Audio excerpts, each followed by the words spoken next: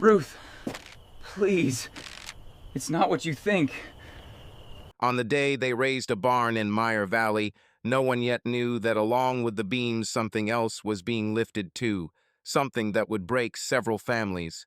Jacob Kaufman walked from man to man, checking the plumb of the posts and the tightness of the joints. He stopped by his friend Elizuk and gave a friendly nod. "Everything going well?" "Another few boards and the frame will stand," Eli answered, wiping his brow and, almost against his will, letting his eyes flick now and then toward the place where the women were working. Miriam, Jacob's wife, was laying food out on a long table. She did not raise her eyes toward Eli, and in that carefulness there was more confession than in any words. Ruth, his wife, laughed with her friends as she poured fruit compote. Nearby, Samuel Yoder kept an eye on the children, and his Lee, rocking a baby, softly hummed an old song in their parents' dialect. Within a few hours, a new barn rose over the green fields. The men washed their hands in a basin. The women called everyone to the table. In the oak's shade, the whole community gathered on a long bench. Jacob offered a brief prayer for mutual help, and heads bowed. At first glance, the day was like hundreds of others, but not for everyone. Miriam felt her heart beat faster the moment Eli came up to the table. She heard a neighbor asking Ruth about new quilt patterns, and suddenly a thought cut her like a knife. What am I doing? Her eyes fell on Jonas and Anna laughing by the stubble, and guilt rolled over her in a salty wave. After the meal, the children ran off to play, the women cleaned up, and the men inspected the beams one more time. On the path, among voices and footsteps, Eli stopped Miriam quietly as she carried bowls into the house. "I need to see you. Later. To talk," he said almost without sound. She jerked, as if burned by the eyes of others. "That is foolish. People will." "Only a few minutes. The smokehouse." "I will wait," he answered in an ordinary tone and walked off as if nothing had happened. The sun rolled toward the horizon. Miriam hurried through the last dish, searching for a simple excuse, because the best lie is the simplest one. Today went well. "Jacob really can organize people," Lee said with a smile, coming up with a basket. "Yes, he has everything under control. I will bring a few more things from the cellar," Miriam said, keeping her voice steady. The old smokehouse door creaked long and low. Inside were coolness, darkness, a row of hanging hams, and a smoked smell that seeped into clothing. Eli stood with his shoulder against a shelf. Their eyes met, and a few seconds stretched like a thread about to snap. "We cannot," Miriam whispered. The words died when his hand brushed her fingers. Thoughts scattered like salt. There remained only touch, breath, and the knowledge of what was forbidden. A moment later, they were breathing hard, as after a run. A muffled hum drifted in from outside. The thick walls kept the world at a distance. "This is wrong," Miriam stepped back. "We will destroy everything we have." "I know," Eli said, "but I could not do otherwise, and I will not be able to stop thinking about it." She stepped out first. Repentance and a strange lift tangled in her chest like two rivals. At the table, Sarah Schmid lifted her head. "Did you bring everything up from the cellar, Miriam?" "Yes, everything is in place," she answered too evenly, looking at the thin carved lines Jacob had once cut for the children. Ruth was joking about verses from Scripture. Lee was laughing as she recalled her runaway goat that had eaten half of someone else's garden.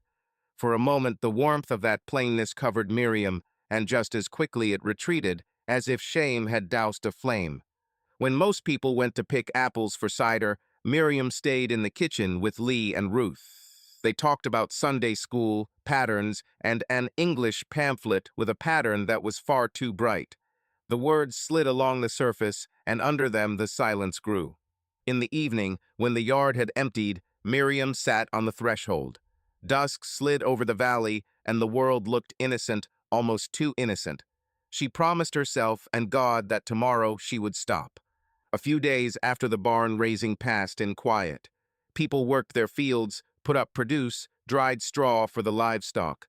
Outwardly, everything was as always, but not between Miriam and Eli. They met by chance. on the way to market when their buggies passed each other on a narrow road. When the women gathered to quilt at Sarah Schmid's, they lingered a little too long in the front hall. One day Miriam was carrying milk to the common cellar. The heat outside was heavy, the children were running barefoot, and she paused in the shade to rest. Eli came up as if by chance, from the direction of the orchard. He began carefully. I do not sleep at night. I know what we are doing is wrong, but I cannot keep from thinking about you. Eli, we must stop, she answered. You have Ruth, I have Jacob. We made vows before the community and before God. Eli nodded, but his eyes disagreed. I do not want to hurt Ruth or Jacob, but he searched for words. My heart seems to stop belonging to me. They stood there, speaking in whispers, until they heard footsteps. It was Lee, Samuel's wife. She carried a basket of farmer's cheese and smiled when she saw them. Oh, excuse me, I did not mean to interrupt, Lee said, setting the basket down. Have you seen Ruth? We wanted to talk about a new quilt pattern. She was supposed to be in the garden, Miriam answered quickly. I will go help her now. They went their separate ways. Their hearts were pounding, but neither told the other a final decision. Every meeting tightened the bond and increased the danger. One evening, Miriam went to the old smokehouse. At home, she had said she would check the salt cure on the hams. Eli was already waiting. I was not sure you would come, he whispered. Nor was I, she answered, touching a shelf so her hands would not tremble. We are breaking the Ordnung, Eli, the community's code of conduct. If someone finds out. I know, but tonight I do not care. He stepped closer. Her breath caught when his fingers touched her shoulder. Her resistance was brief, like a memory of how it ought to be. Then she took half a step forward, and there was no air left between them. The kiss was quiet at first, then deeper, desperate. It was not only desire. It held something Miriam had not felt in many years of marriage, warmth that did not demand obedience, a touch that was not duty but choice. It seemed to her that for the first time in a long while she was breathing freely, without rules, without other people's eyes, without the weight of must. His hands on her back seemed to erase years of habit and silence, and in her chest rose that forgotten sensation, life beating in defiance of a prohibition, and that frightened her more than the sin itself. They did not speak again. The wooden floor creaked underfoot. One of them knocked over a bucket, and the noise got lost in the depth of the shed. Outside, night stood and hid everything that was not meant to be seen. When it was over, they stood side by side, breathless as after a long run.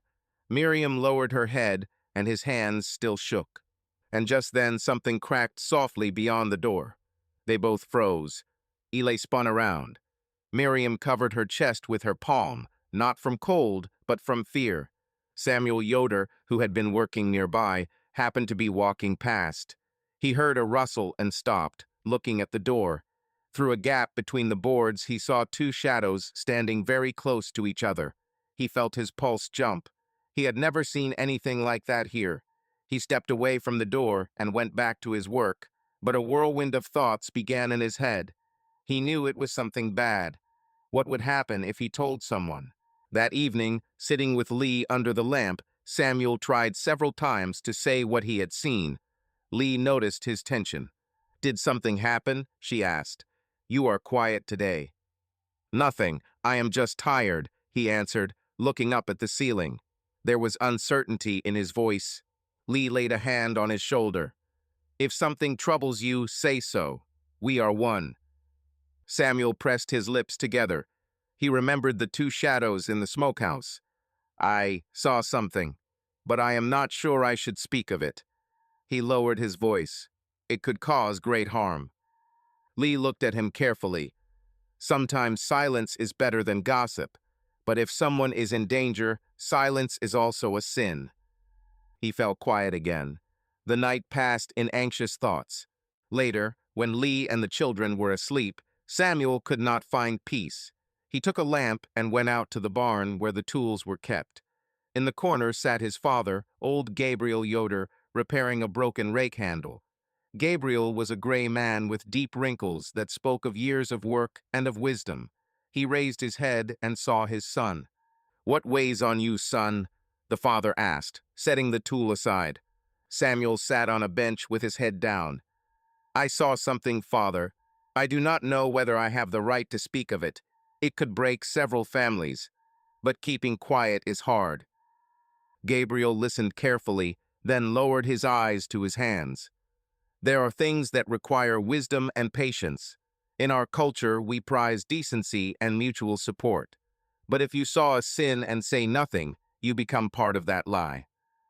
"What if I am mistaken?" Samuel objected. "What if it was not what I thought? I do not want to spread rumors." "Do not rush to judgment," his father advised. "Speak with God. Ask him to guide you. Then speak with your wife. She is wise. And remember this: truth must walk together with love. If you speak truth without love, you leave only ruin behind." Samuel sighed. Hearing his father's words eased him a little. He left the barn with the sense that he needed to wait for the right moment. There was still a weight in his heart, but now he understood that he had to choose between silence and the risk of upending the world he knew. Days passed, and the secret meetings continued. Miriam and Ellie tried to be careful, but deception demanded more and more explanations. They invented reasons to slip away. They needed to fetch a remedy for separating cream from the milk. They had to check a fox trap that supposedly had caused trouble. Ruth and Jacob, busy with their own work, suspected nothing. One Sunday morning, a visiting preacher came from a neighboring settlement. He spoke from under a dark hat, his voice calm yet stern. He reminded them that the Amish must remain separate from the world, that temptation stands close by, and that each person must watch his thoughts as carefully as his deeds. He read scripture about David and Bathsheba, stressing how even a righteous man can fall if he does not guard his heart. Every word sounded to Miriam like a personal warning. It seemed the preacher looked straight at her. She gripped her headscarf and prayed silently, trying to drown her shame. After the service, old Susanna rose and thanked the preacher for the reminder. "We live among fields and paths, but even here the devil can creep in if we do not keep watch," she said. People nodded. Some rubbed their beards, some bowed their heads in submission. Miriam felt heat spread through her chest. Each phrase opened a wound. She wanted to stand and confess, but she lacked the courage. She only pressed the scarf tighter to her head and repeated a prayer, trying to muffle the voice of shame. At the meeting house, the preacher spoke again about honesty and restraint. "The great God sees our thoughts," he said gravely. Miriam felt each word touch her painfully. She avoided the eyes of Eli, who sat on the other side. At Sarah Schmid's quilting, the women sat in a circle and traded community news. Lee, always attentive, listened to every story and watched her friends. She watched Miriam, who now and then seemed far away. "Miriam, you are quiet today," Sarah said. "Are you well?" "Yes, I am just thinking about new patterns," she answered, trying to smile. Lee looked at her more closely. She did not want to pry, but suspicion had begun to stir in her heart. At home, she said to Samuel, "It seems to me something is wrong with Miriam. She is often lost in thought, and sometimes she is not at home. And Eli, he looks different too." Samuel wiped his hands after work. "I saw," he began and stopped. He did not want to recall the moment in the smokehouse. "Perhaps it is just a coincidence. Perhaps I misunderstood." Lee leaned closer. "What did you see?" "Nothing worth speaking of." He tried to hide his agitation. "I do not want to jump to conclusions." Lee wanted to ask more, but she respected his wish to be silent. She felt there was something hanging in the air. After another secret meeting, Eli spoke first. His voice was low, like a taut string. "We cannot live like this forever, Miriam. We must decide. Either we end this, or we accept that this is our life now." She stood, gripping the edge of her apron as if she could hide behind the cloth. "I know," she whispered. "But how? Ruth is my friend. We have quilted together and prayed together. And Jacob, he is not cruel, he is just different. We raised children, shared a house, lived side by side for years. Eli stepped closer. And what do you feel for me? He asked. In his voice, there was fear, hope, and pain. Who am I to you? She lifted her gaze, and lamplight trembled in it. I do not know how to say it. It is something I have no right to feel. But when you are near, I remember that I am alive, that I still have a heart that beats not only out of duty. Illy moved half a step nearer and touched her hand. I cannot not love you, he said quietly but firmly. I tried. I prayed. But every time I see you, all my prayers turn into lies. I am ready to risk everything if you tell me you feel the same. Miriam closed her eyes. Her lips trembled a little. I do feel it, she said at last. But I do not know whether it is love or despair, and that makes it even more frightening. He wanted to embrace her, but she stepped back. She looked at his hands. I am not ready to leave the children, she said softly, and I do not want to leave the community. One morning, Lee decided to go to Ruth. She had long wondered whether she should speak, but the weight had become too heavy. Ruth met her on the porch and invited her in. I came just to talk, Lee began, sitting at the table. You know, lately I have had unease on my heart. Ruth poured her herbal tea. About what? She asked. I cannot speak plainly, Lee said carefully, but guard your heart and your bridle. Sometimes a horse can stray if the bridle is weak. Ruth bent her head. You speak in riddles. If you know something, say it. I do not want to stir things up without certainty, Lee explained. Just be attentive and speak with a lie. Ruth felt her heart tighten. She thanked Lee for her concern, but after that talk her thoughts began circling around her husband. That evening, when Ellie came in from the field, she was cooking supper. She watched him take off his straw hat, wash his hands, and sit at the table. Eli, you are late today, she said. I had to fix a fence, he answered without looking up. You have been staying out often lately. Is everything all right? She continued. Eli lifted his eyes. Say plainly what you mean, he said. Ruth hesitated. Lee said I should guard my heart. I do not understand what she meant. Is there something you want to tell me? Eli pushed his plate away. Does Lee have dreams now? Has she started to prophesy? He tried to make light of it. But Ruth did not laugh. I do not want gossip. I want to know there are no secrets between us. We promised each other honesty. Eli turned aside. His fingers tightened on the linen napkin. There are no secrets between us, he said, but his tone was too flat. Ruth nodded, yet doubt slipped in. That night she could not sleep. She recalled all the little details, how Eli sometimes came home without explanation, how his eyes lingered toward the Kaufman's house, how he turned away, unsettled, when someone mentioned Miriam. In the dark she remembered her early days with Eli. She saw his young smile when they first met at a fair, remembered how at their wedding the whole community sang old psalms and her father wept for joy. She remembered how they built their first barn together, how Eli carried her over the threshold of the new home, how they laughed when, during a night rain, water dripped onto their pillows. Those memories felt warm and far away, as if from another life. Now Ruth lay with her eyes open and heard only silence and the dull thump of her heart. She did not know whether she could still trust. In the morning, she wrote to her older sister Mary, who lived in another district.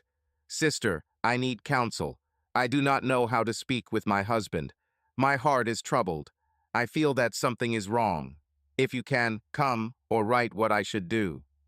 She sealed the letter and handed it to the traveling mail carrier who came to the settlement once a week. The next day, Ruth went to Lee again. Did you mean something specific? She asked. I do not want to say anything without being sure, Lee answered. But if you notice something, speak to your husband. Ruth sighed. She did not know what to do.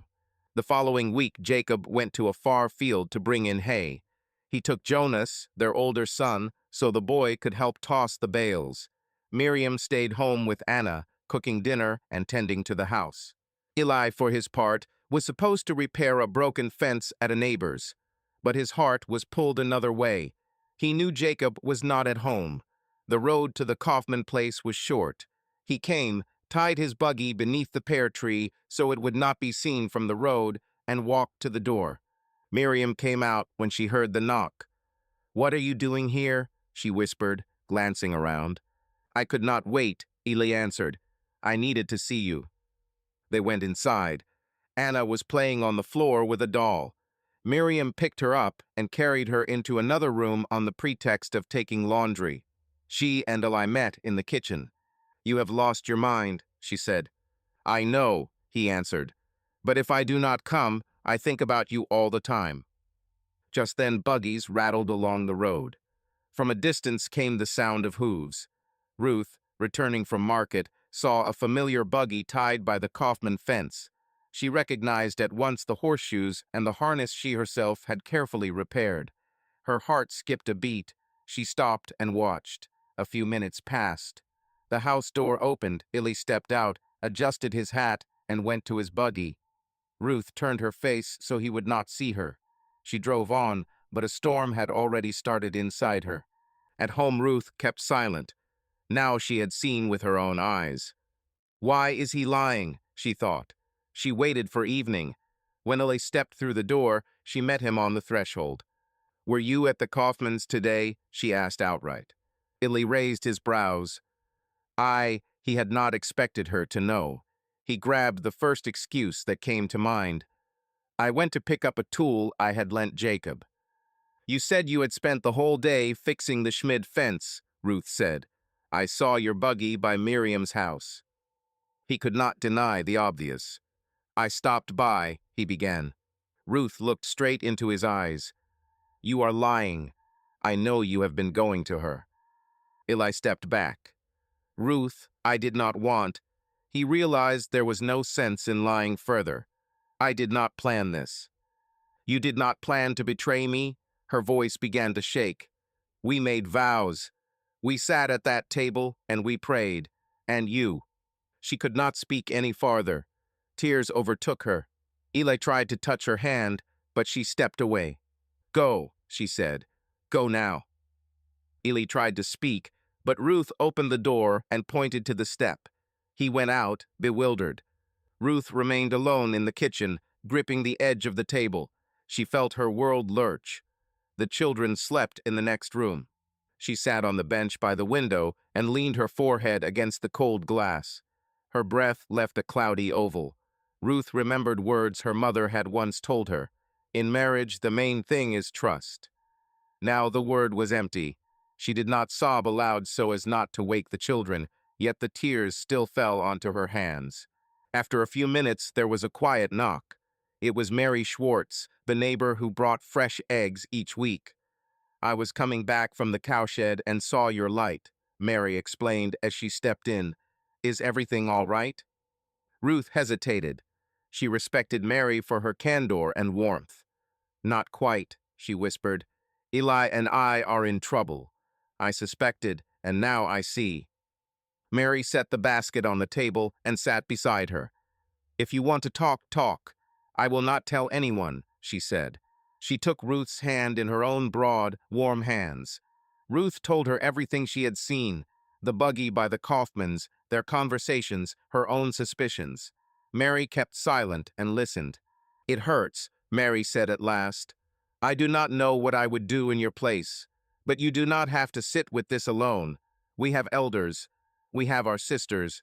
We can help, even when it is hard. The main thing is, do not let anger eat your heart." Ruth nodded, grateful. She had not expected such support. They sat for a time in silence, holding hands. "I will speak with the elders," Ruth said quietly, "not because I want revenge, but because I want truth." Mary nodded and embraced her. After a while she left, and Ruth felt that she was not alone. That same evening Miriam was making supper when Jacob came in from the field with Jonas. He put the buggy by the barn, stroked the horse, and came into the house. He was tired, but there was a glint in his eyes. He liked working with his son. "How did the day go?" Miriam asked, trying to appear calm.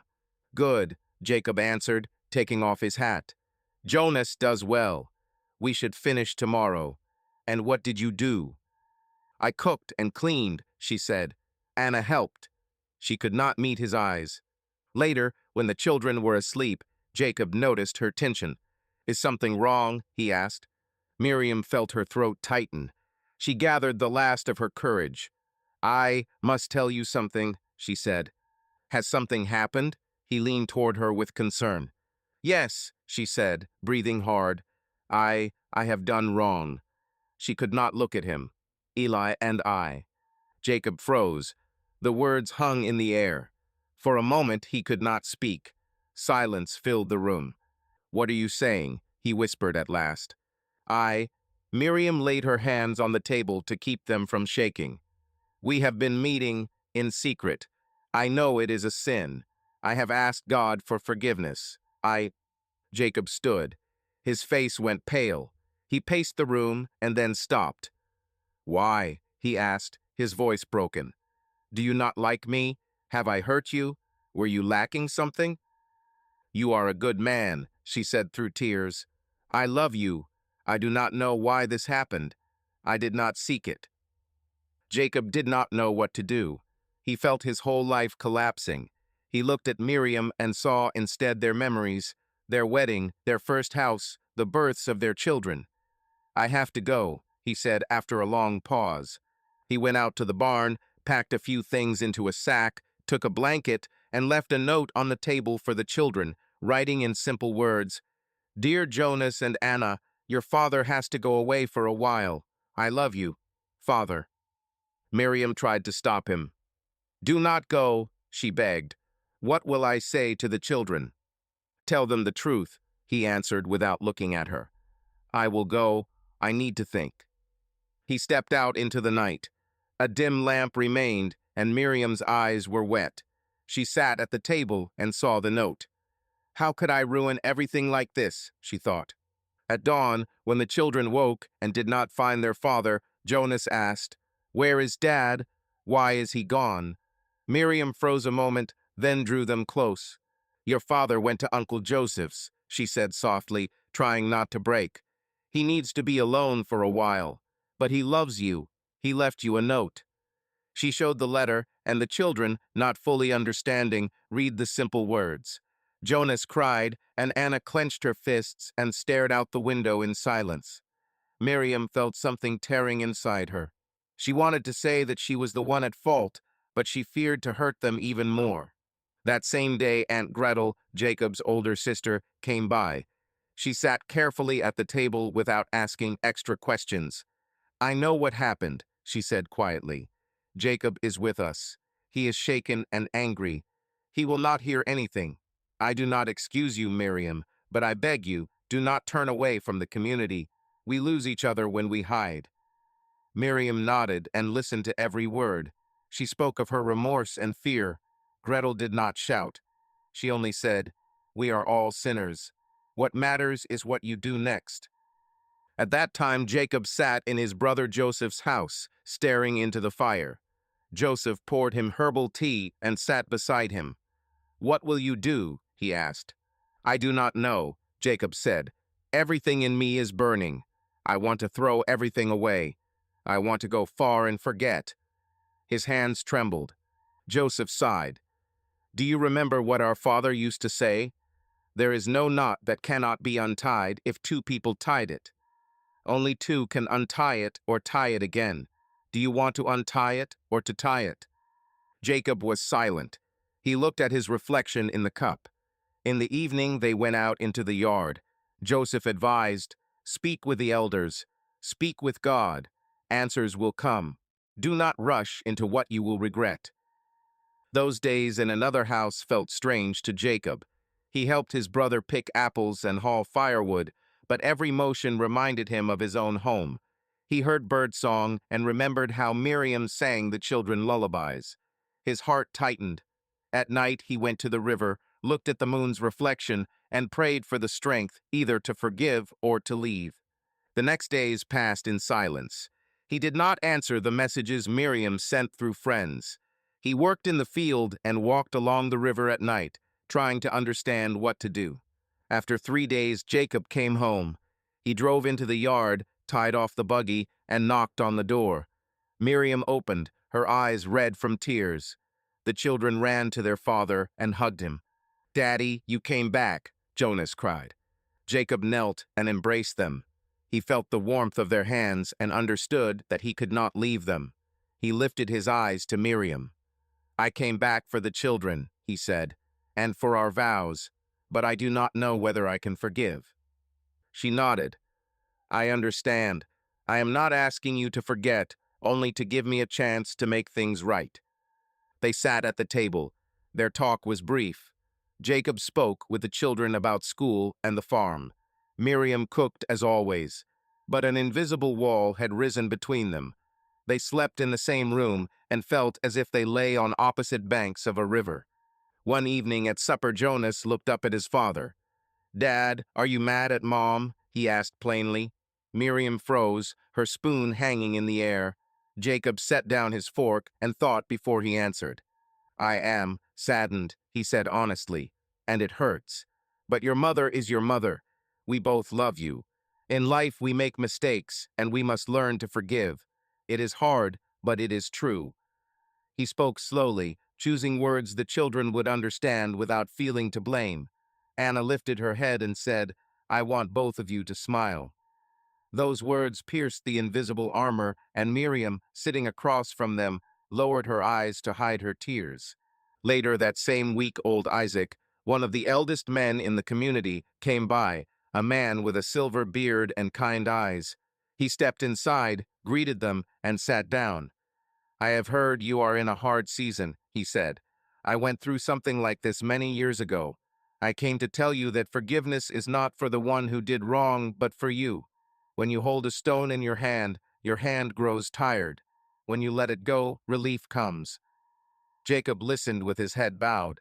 Isaac went on, "I am not saying everything will become as it was, but God gives strength to walk through anything if we allow him."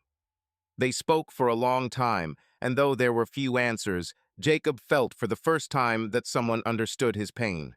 On Sunday morning, they went to meeting together. The community watched them with curiosity, but no one asked outright questions. The elders knew that something had happened. Miriam and Jacob prayed and sat side by side, but cold lay between them. Jacob heard a whisper behind him. "Have you heard? They say, Eli." Someone stopped the speaker. "Do not gossip." But people knew anyway. In communities where everyone is like one family, news travels quickly. In the evenings, Jacob stepped outside, sat on the bench, and looked at the stars. Sometimes Miriam came out and brought him tea. They talked about the farm and the harvest. Sometimes Jacob asked, "Why?" and found no answer. Their closeness had become a convenient neighborliness. They shared a roof and their children, but their souls were far apart. At the Sunday singing, where the community gathered after the service, people talked about sleigh repairs and the coming harvest. The men stood by the hitching rail, the women talked in the yard. Eli, who had since moved in with his elderly father, came to the service to show he was not hiding. Glances crossed. Jacob stood with his brother Joseph. His chest clenched when he saw Eli. "I do not know what to do, brother," he said quietly. "Most people say to keep quiet, but everything in me boils."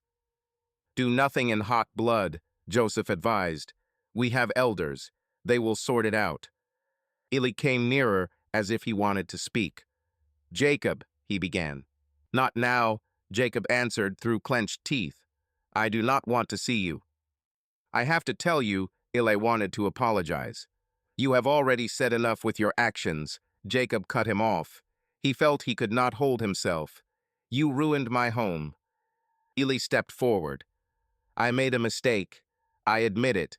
I came to ask forgiveness." "Forgiveness?" Jacob gave a short, nervous laugh.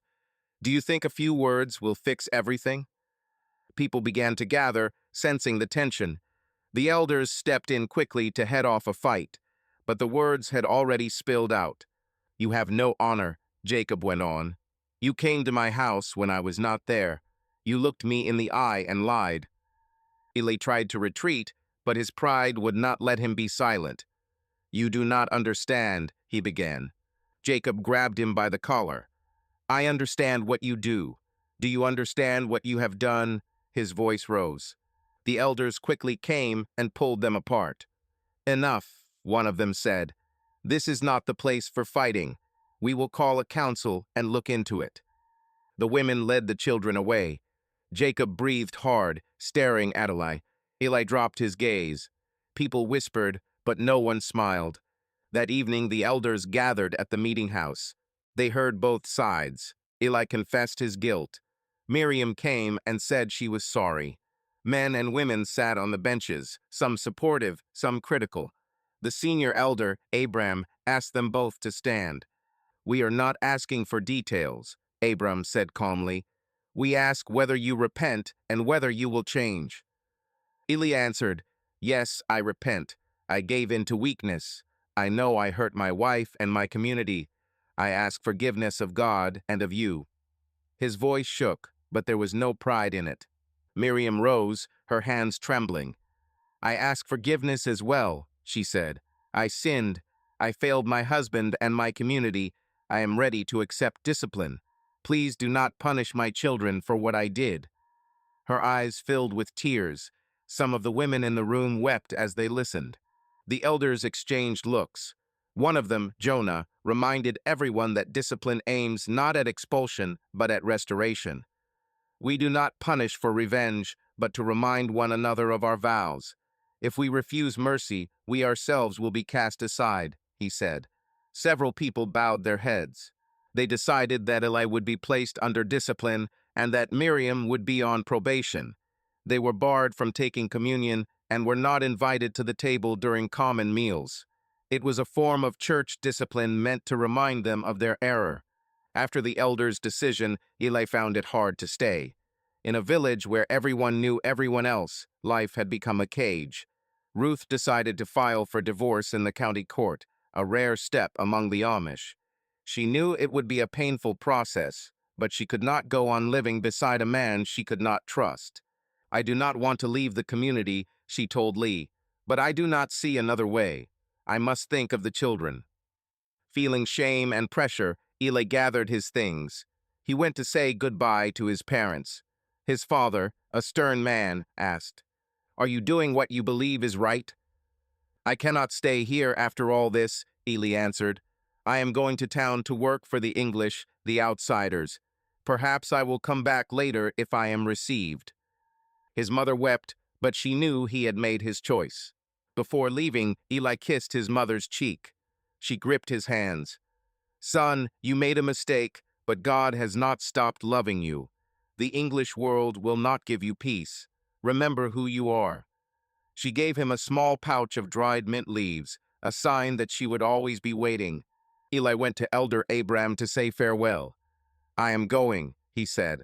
I cannot breathe here, knowing how people look at me. Abram nodded. I will not hold you by force. But remember, the door is open for those who repent. You may return when you are ready, but do not return if you have not changed. The road to town was long. He drove his buggy past the familiar fields. Cars rushed by, tires humming on the asphalt. For the first time in a long while, he felt very small in a very big world. Dressed in a plain suit, Eli felt the looks on him. He found work in a warehouse, sorting packages. The work was monotonous, but he did it carefully. In the evenings, he sat on the narrow bed in the room he rented from an English family. He wrote to his parents, but he could not bring himself to write to Ruth. In his letters, he mentioned the noise of the city and said he missed the quiet of the fields, the smell of fresh bread, the Sunday singing. His soul ached. Sometimes he found himself writing Miriam's name and then striking it out, as if even paper had no right to know her.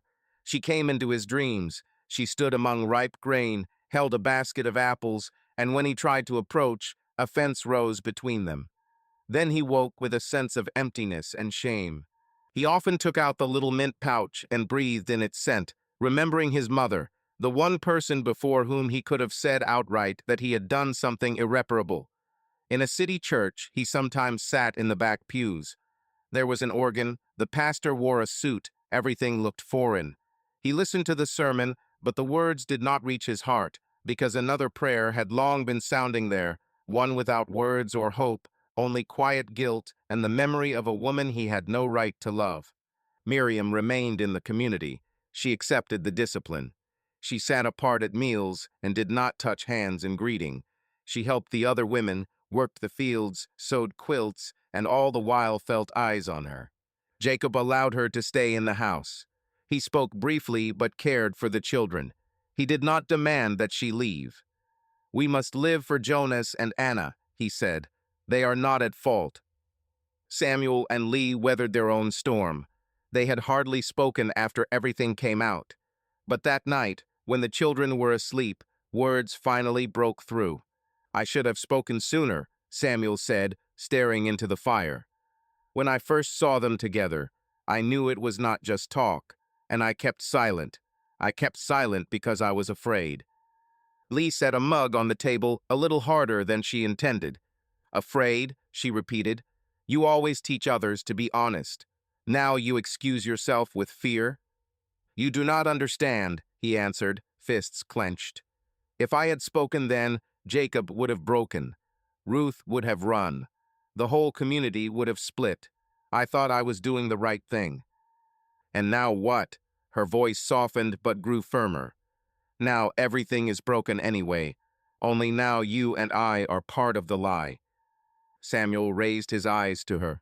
"I tried to protect people," he said, but without conviction. "No," Lee answered quietly. "You tried to protect yourself, so no one would blame you for seeing and doing nothing." A long pause. Only the fire crackled. She came closer and sat beside him, but did not touch him. "We are not perfect," she said at last. "But now we have to face what we did. Silence is a choice too, Samuel, and now we will answer for it together." He lowered his head, and only then did she offer her hand. A month passed. Harvest drew near. Jacob sat twisting a rope. Miriam came out and sat beside him. She took a deep breath. "I know we will never be what we were," she said, "but I want you to know that I am grateful you did not drive me away. I will work. I will be honest. I do not expect you to trust me again, but thank you for letting me be here for our children." Jacob looked at the rope in his hands. He saw the knots that are always strong if tied correctly. Then he lifted his eyes to Miriam. "I do not know whether our knot will be that strong," he said, "but I made vows too. I will stay. Time will tell." They sat in silence, watching the children run across the yard. The sun went down, painting the sky a rosy color.